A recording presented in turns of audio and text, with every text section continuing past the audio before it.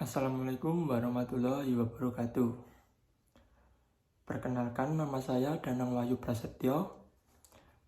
Saya dari jurusan Teknik Mesin Angkatan 20, Fakultas Teknik Universitas Chandra Badra. Di sini saya akan mempresentasikan tugas besar dari mata kuliah bahan bakar dan pembakaran dengan dosen pengampu Bapak Dr. Eng Muhammad Samsiro, STMT. Mungkin langsung saja presentasi dari saya, yaitu tentang syngas dari plasma gasification. Jadi, apa itu yang dimaksud dengan syngas dan gasifikasi plasma? Syngas, gas sintetis, adalah campuran bahan bakar gas yang terutama terdiri dari hidrogen, karbon monoksida, dan digunakan sebagai bahan bakar mesin pembakaran internal. Terus, gasifikasi plasma. Gasifikasi plasma adalah teknologi baru yang mengubah bahan organik, sampah, biomasa, limbah industri, limbah berbahaya, dan hidrokarbon padat seperti batu bara menjadi gas sintetis. Slide selanjutnya yaitu tentang potensi bahan bakar syngas di Indonesia dan dunia. Syngas memiliki potensi bahan baku secara komersial sebagai bentuk pengolahan limbah dan telah diuji untuk gasifikasi bahan bakar yang bahan bakunya di Indonesia dan di dunia jumlahnya sangat melimpah. Potensi penerapan teknologi ini dinilai sangat besar yang dapat meningkatkan dan menambah potensi energi baru. Untuk potensi bahan bakar syngas di Indonesia dan di dunia sangat berguna untuk pembangkit listrik dan berguna untuk pembuatan bahan baku industri kimia seperti metana, amonia, dan urea. Lanjut pada slide selanjutnya, yaitu tentang mekanisme produksi bahan bakar syngas. Mekanisme produksi bahan bakar syngas terdiri dari 4, yaitu tahapan yang pertama, feed handling. Terus dilanjut tahapan yang kedua yaitu gasification. Lalu dilanjutkan dengan gas cooling. Dan dilanjutkan lagi dengan syngas clean up. Penjelasan dari 4 tersebut yaitu yang pertama, 1. Feed handling. Limbah dikirim ke sistem umpan.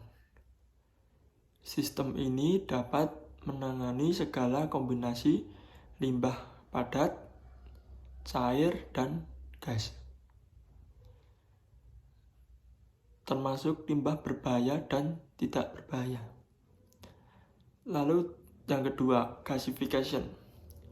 Gasifier plasma adalah wadah kedap udara berinsulasi dengan obor plasma di limbah. Gas cooling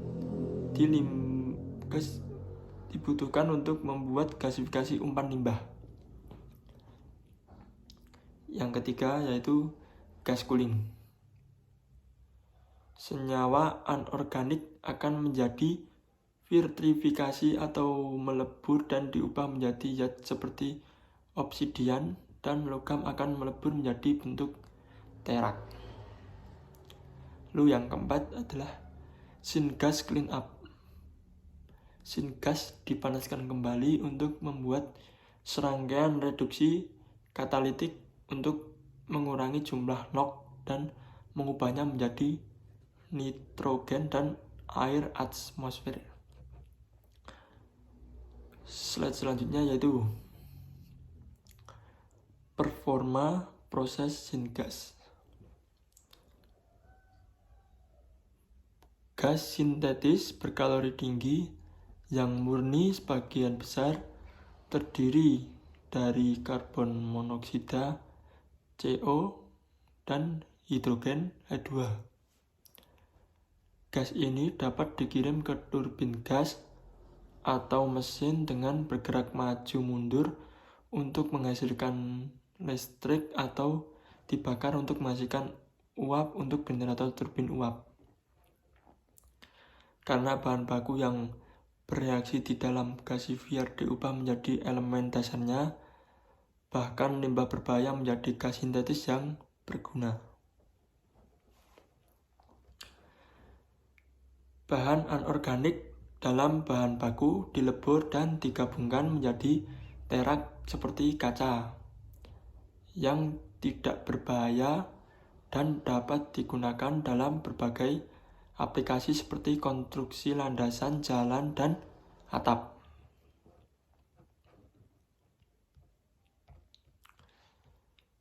Selanjutnya yaitu potensi aplikasi syngas di Indonesia.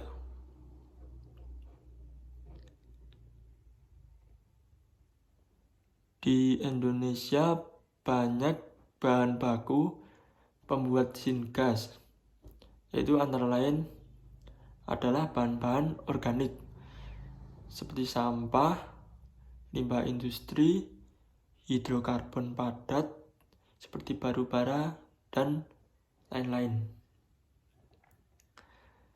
Sangat banyak tumpukan sampah yang overload di beberapa daerah. Tumpukan sampah tersebut dapat dimanfaatkan untuk mengembangkan energi baru yang berupa syngas dengan menerapkan teknologi plasma. Batu bara, potensi gasifikasi yang dapat menghasilkan syngas gasifikasi batu bara di atas permukaan dan di bawah permukaan. Lanjut slide selanjutnya yaitu kesimpulan.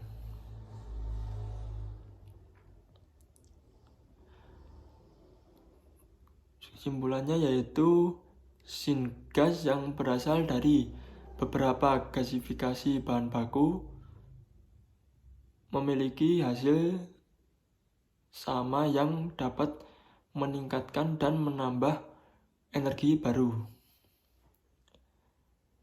yaitu dapat digunakan sebagai bahan bakar, pembangkit listrik, dan bahan baku pembuatan industri atau kimia.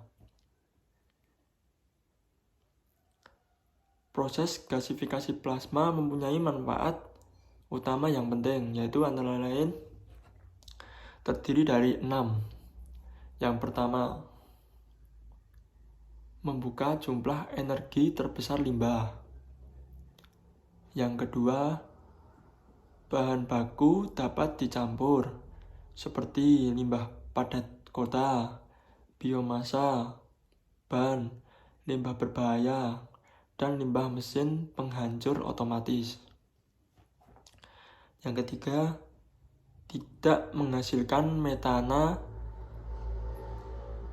gas rumah kaca yang kuat. Terus yang keempat,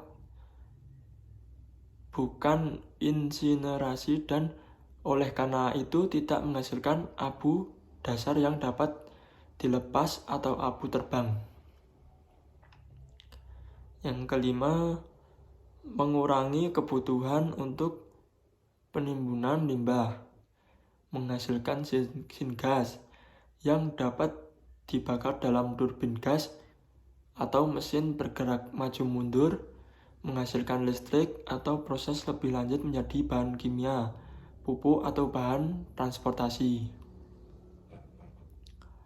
Lanjut yang keenam yaitu memiliki emisi lingkungan yang rendah.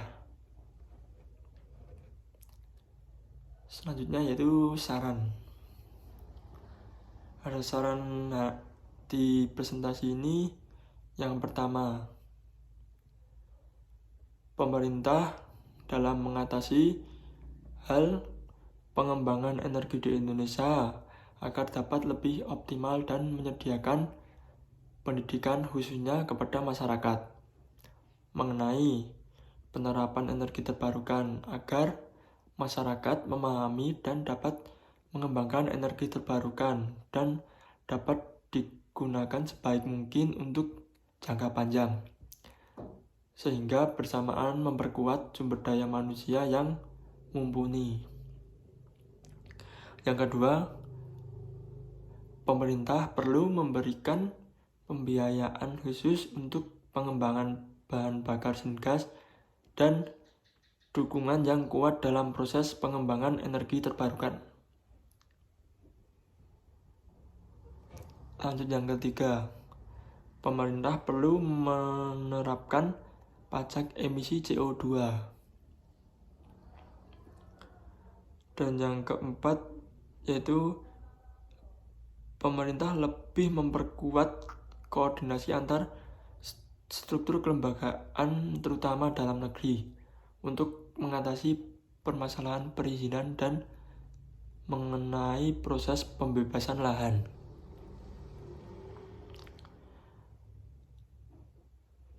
Sekian presentasi dari saya. Bila ada salah kata atau tutur kata yang salah, mohon maaf, dan bila ada kurang dan lebihnya, mohon maaf. Sekian presentasi dari saya. Wassalamualaikum warahmatullahi wabarakatuh.